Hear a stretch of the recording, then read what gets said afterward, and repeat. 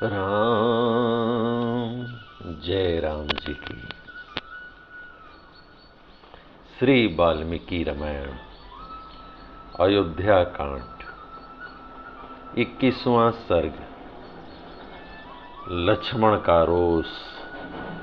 उनका श्री राम को बलपूर्वक राज्य पर अधिकार कर लेने के लिए प्रेरित करना तथा श्री राम का पिता की आज्ञा के पालन को ही धर्म बताकर माता और लक्ष्मण को समझाना। जय श्री राम। इस प्रकार विलाप करती हुई श्री राम माता कौशल्या से अत्यंत दुखी हुए लक्ष्मण उस समय की योग्य बात कही। बड़ी मां, मुझे भी यह अच्छा नहीं लगता कि श्री राम राज्य लक्ष्मी का परित्याग करके वन में जाएं। महाराज तो इस समय स्त्री की बात में आ गए हैं, इसलिए उनकी प्रकृति विपरीत हो गई है। एक तो वे बूढ़े हैं, दूसरे विषयों ने उन्हें बेशर्म बस में कर लिया है। अतः कामदेव के वशीभूत हुए वे नरेश कैकई जैसी स्त्री की प्रेरणा से क्या नहीं कह सकते हैं। मैं श्री रघुनाथ जी को ऐसा कोई अपराध या दोष नहीं देखता जिससे इन्हें राज्य से निकाला जाए और वन में रहने के लिए विवश किया जाए। मैं संसार में एक मनुष्य को भी ऐसा नहीं देखता जो अत्यंत शत्रु एवं तिरस्कृत होने पर भी परोक्ष में भी उनका कोई दोष बता सके। धर्म पर दृष्टि रखने वाला कौन ऐसा राजा होगा जो देवता के समान शुद्ध, सरल, जितेंद्रिय और शत्रुओं पर भी स्नेह रखने वाले श्री राम जैसे पुत्र का अकारण परित्याग करेगा। जो पुनः बाल भाव, विवेक शून्यता को प्राप्त हो गए हैं, ऐसे राजा के इस वचन को राजनीति का ध्यान रखने वाला कौन पुत्र अपने हृदय में स्थान दे सकता है। रघुनंदन, जब तक कोई भी मनुष्य आपके वनवास की बात को नहीं जानता है, तब तक ही आप मेरी सहायता से इस राज्य के शासन की बागडोर अपने हाथ में ले लीजिए। रघुवीर, जब मैं धनुष लिए आपके पास रहकर आपकी रक्षा करता रहूं और आप काल के समान युद्ध के लिए डट जाएं, उस समय आपसे अधिक पौरस पुरुष प्रकट करने में कौन समर्थ हो सकता है। हे नरश्रेष्ठ, यदि नगर के लोग विरोध में खड़े होंगे तो मैं अपने तीखे बाणों से सारी अयोध्या को मनुष्यों से सूनी कर दूंगा। जो जो भरत का पक्ष लेगा अथवा केवल जो उन्हीं का हित चाहेगा, उन सब का मैं वध कर डालूंगा, क्योंकि जो कोमल या नम्र होता है उसका सभी तिरस्कार करते हैं।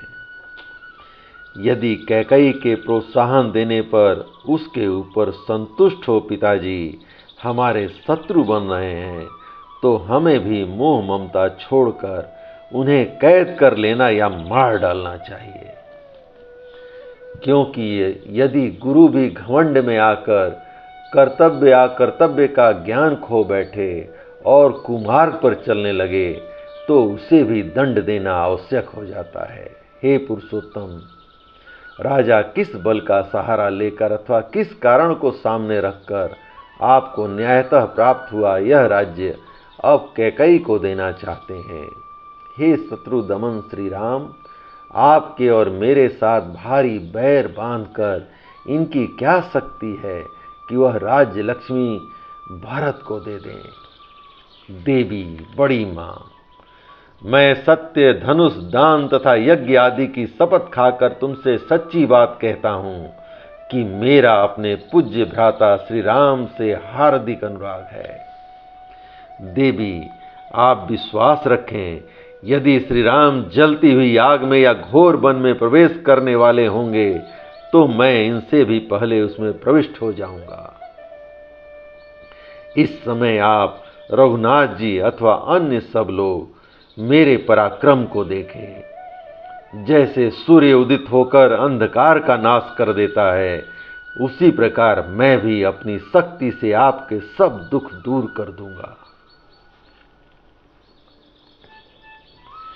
जो कैकई में आसक्त चित्त होकर दीन बन गए हैं, अविवेक में स्थित हैं और अधिक बुढ़ापे के कारण निंदित हो रहे हैं, उन वृद्ध पिता को मैं अवश्य मार डालूंगा। महामनस्वी लक्ष्मण के ये ओजस्वी वचन सुनकर शोक मग्न कौशल्या श्री राम से रोती हुई बोली, बेटा, तुमने अपने भाई लक्ष्मण की कही हुई सारी बातें सुन ली। यदि जचे तो अब इसके बाद तुम जो कुछ करना उचित समझो उसे करो। मेरी सौत की कही हुई अधर्मयुक्त बात सुनकर मुझ शोक से संतप्त हुई माता को छोड़कर तुम्हें यहां से नहीं जाना चाहिए। धर्मिष्ठ, तुम धर्म को जानने वाले हो, इसलिए यदि धर्म का पालन करना चाहो तो यहीं रहकर मेरी सेवा करो और इस प्रकार परम उत्तम धर्म का आचरण करो। हे वत्स, अपने घर में नियम पूर्वक रहकर माता की सेवा करने वाले काश्यप उत्तम तपस्या से युक्त हो स्वर्गलोक में चले गए थे। जैसे गौरव के कारण राजा तुम्हारे पूज्य हैं, उसी प्रकार मैं भी हूँ। मैं तुम्हें वन जाने की आज्ञा नहीं दे सकती, अतः तुम्हें यहाँ से वन को नहीं जाना चाहिए। तुम्हारे साथ तिनके चबाकर रहना भी मेरे लिए श्रेयस्कर है, परंतु तुमसे विलग हो जाने पर मुझे इस जीवन से कोई प्रयोजन नहीं है और न ही किसी सुख से कोई प्रयोजन है। यदि तुम मुझे शोक में डूबी हुई छोड़कर वन को चले जाओगे तो मैं उपवास करके प्राण त्याग दूंगी और जीवित नहीं रह सकूंगी। बेटा, ऐसा होने पर तुम संसार प्रसिद्ध वह नरक तुल्य कष्ट पाओगे जो ब्रह्म हत्या के समान है और जिसे सरिताओं के स्वामी समुद्र ने अपने अधर्म के फल स्वरूप से प्राप्त किया था। यहाँ एक कथा का उल्लेख है। किसी कल्प में समुद्र ने अपनी माता को दुख दिया था। उससे पिपलाद नामक ब्रह्मर्षि ने उस अधर्म का दंड देने के लिए उनके ऊपर एक कृत्या का प्रयोग किया। इससे समुद्र को नरकवास तुल्य महान दुख भोगना पड़ा था। जय राम जी की। माता कौशल्या को इस प्रकार दीन होकर विलाप करती देख धर्मात्मा श्री रामचंद्र ने यह धर्मयुक्त वचन कहा, माता, मैं तुम्हारे चरणों में सिर झुकाकर तुम्हें प्रसन्न करना चाहता हूँ। मुझ में पिताजी की आज्ञा का उल्लंघन करने की शक्ति नहीं है, अतः मैं वन को ही जाना चाहता हूँ। वनवासी विद्वान कांडू मुनि ने पिता की आज्ञा का पालन करने के लिए अधर्म समझते हुए भी गौ का वध कर डाला था। हमारे कुल में भी पहले राजा सगर के पुत्र ऐसे हो गए हैं जो पिता की आज्ञा से पृथ्वी खोदते हुए बुरी तरह से मारे गए थे। जमदाग्नि के पुत्र परशुराम ने पिता की आज्ञा का पालन करने के लिए ही वन में फरसे से अपनी माता रेणु का गला काट दिया था। देवी, इन्होंने तथा और भी बहुत से देवतुल्य मनुष्यों ने उत्साह के साथ पिता के आदेश का पालन किया, अतः मैं भी कायरता छोड़कर पिता का हित साधन करूंगा। देवी, केवल मैं ही इस प्रकार पिता के आदेश का पालन नहीं कर रहा हूँ। जिनकी मैंने अभी चर्चा की है उन सब ने भी पिता के आदेश का पालन किया है। माँ, मैं तुम्हारे प्रतिकूल किसी नवीन धर्म का प्रचार नहीं कर रहा हूँ।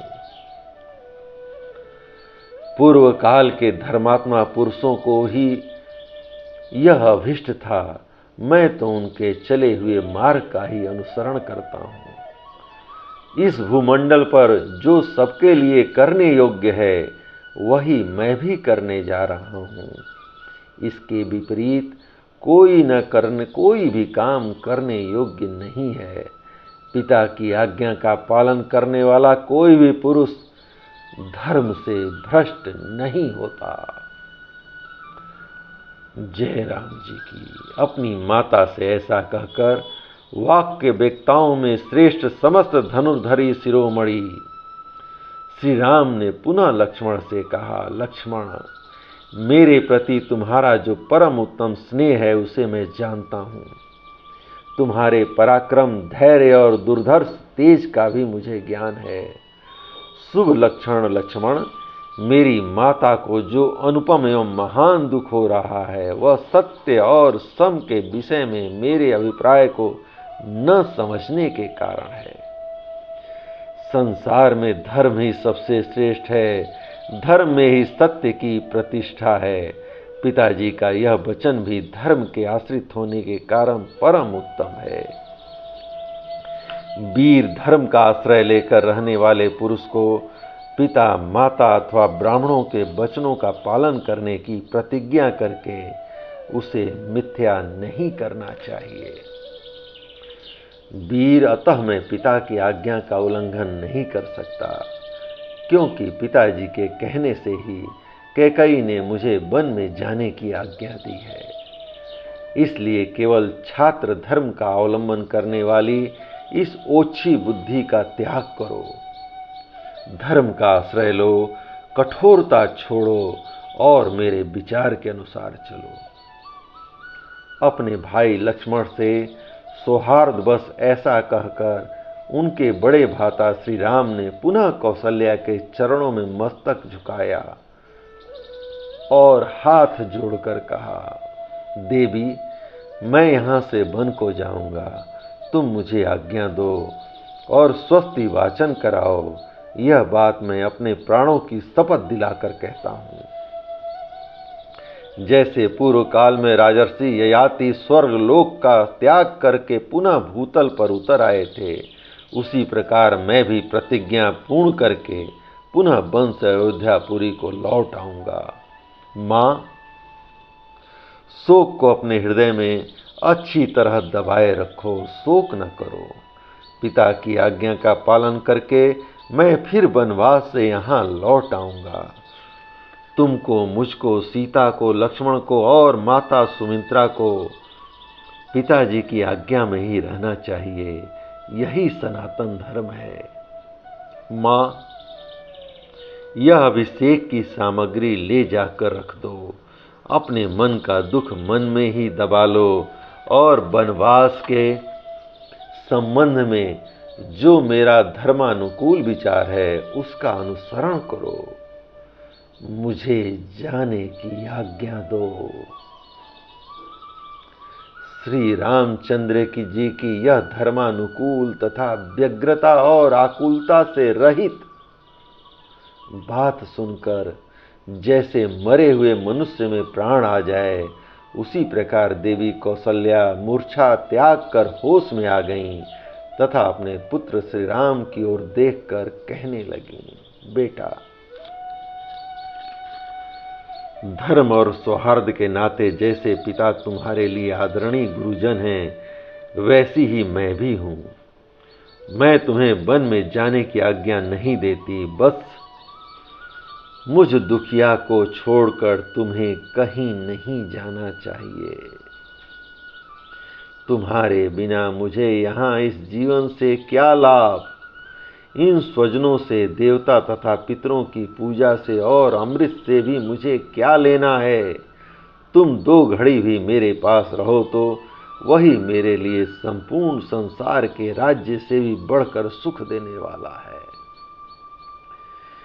जैसे कोई विशाल गजराज किसी अंधकूप में पड़ जाए और लोग उसे जलते लुआठों से मार मार कर पीड़ित करने लगें, उस दशा में वह क्रोध से जल उठे, उसी प्रकार श्री राम भी माता का बारंबार करुण विलाप सुनकर इसे स्वधर्म पालन में बाधा मानकर आवेश में भर गए। वन में जाने का दृढ़ निश्चय कर बोले। उन्होंने धर्म में ही दृढ़ता पूर्वक स्थित रहकर अचेत सी हो रही माता से और आर्त एवं संतप्त हुए सुमित्रा कुमार लक्ष्मण से धर्मानुकूल बातें कहीं, जैसी उस अवसर पर वे ही कह सकते थे। केवल राम ही यह कह सकते थे। जय श्री राम। लक्ष्मण, मैं जानता हूं तुम सदा ही मुझ में भक्ति रखते हो और तुम्हारा पराक्रम कितना महान है यह भी मुझसे छिपा नहीं है। तथापि तुम मेरे अभिप्राय की ओर ध्यान न देकर माता जी के साथ स्वयं भी मुझे पीड़ा दे रहे हो। इस तरह मुझे अत्यंत दुख में न डालो। इस जीव जगत में पूर्वकृत धर्म के फल की प्राप्ति के अवसरों पर जो धर्म, अर्थ और काम तीनों देखे गए हैं, वे सब के सब जहां धर्म है वहां अवश्य प्राप्त होते हैं, इसमें संशय नहीं है। ठीक उसी तरह जैसे भार्या धर्म, अर्थ और काम तीनों की साधन होती है, वह पति के वशीभूत या अनुकूल रहकर अतिथि सत्कार आदि धर्म के पालन में सहायक होती है। प्रेयसी रूप से काम का साधन बनती है और पुत्रवती होकर उत्तम लोक की प्राप्ति रूप अर्थ की साधिका होती है। जिस कर्म में धर्म आदि सब पुरुषार्थों का समावेश न हो उसे नहीं करना चाहिए। जिससे धर्म की सिद्धि होती हो उसी का आरंभ करना चाहिए। जो केवल अर्थपरायण होता है वह लोक में सबके द्वेष का पात्र बन जाता है तथा धर्म विरुद्ध काम में अत्यंत आसक्त होना प्रशंसा नहीं निंदा की बात है। महाराज, हम लोगों के गुरु, राजा और पिता होने के साथ ही बड़े बूढ़े माननीय पुरुष हैं। वे क्रोध से, हर्ष से अथवा काम से प्रेरित होकर भी यदि किसी कार्य के लिए आज्ञा दें तो हमें धर्म समझकर उसका पालन करना चाहिए। जिसके आचरणों में क्रूरता नहीं है, ऐसा कौन पुरुष पिता की आज्ञा के पालन रूप धर्म का आचरण नहीं करेगा। इसलिए मैं पिता की संपूर्ण प्रतिज्ञा का यथावत पालन करने से मुंह नहीं मोड़ सकता। तात लक्ष्मण, वे हम दोनों को आज्ञा देने में समर्थ गुरु हैं और माता जी के तो वे पति, गति अथवा धर्म हैं। वे धर्म के प्रवर्तक महाराज अभी जीवित हैं और विशेषतः अपने धर्ममय मार्ग पर स्थित हैं। ऐसी दशा में माता जी जैसे दूसरी कोई विधवा स्त्री बेटे के साथ रहती है, उसी प्रकार मेरे साथ यहाँ से वन में कैसे चल सकती हैं। अतः देवी, तुम मुझे वन में जाने की आज्ञा दो और हमारे मंगल के लिए स्वस्ति वाचन कराओ, जिससे वनवास की अवधि समाप्त होने पर मैं फिर तुम्हारी सेवा में आ जाऊं, जैसे राजा ययाति सत्य के प्रभाव से फिर स्वर्ग से लौट कर आए थे। केवल धर्महीन राज्य के लिए मैं महान फलदायक धर्म पालन रूप सुयश को पीछे नहीं ढकेल सकता। माँ, जीवन अधिक काल तक रहने वाला नहीं है, इसके लिए मैं आज अधर्म पूर्वक इस तुच्छ पृथ्वी का राज्य लेना नहीं चाहता। इस प्रकार नर श्रेष्ठ श्री रामचंद्र जी ने धैर्य पूर्वक दंडकारण्य में जाने की इच्छा से माता को प्रसन्न करने का प्रयत्न किया तथा अपने छोटे भाई लक्ष्मण को भी अपने विचार के अनुसार भली भांति धर्म का रहस्य समझाकर मन ही मन माता की परिक्रमा करने का संकल्प किया। जय राम जी की। इस प्रकार श्री वाल्मीकि निर्मित आर्ष रामायण आदि काव्य का अयोध्या कांड 21वां सर्ग प्रभु श्री राम की कृपा से पूर्ण हुआ। जय राम, श्री राम, जय जय राम।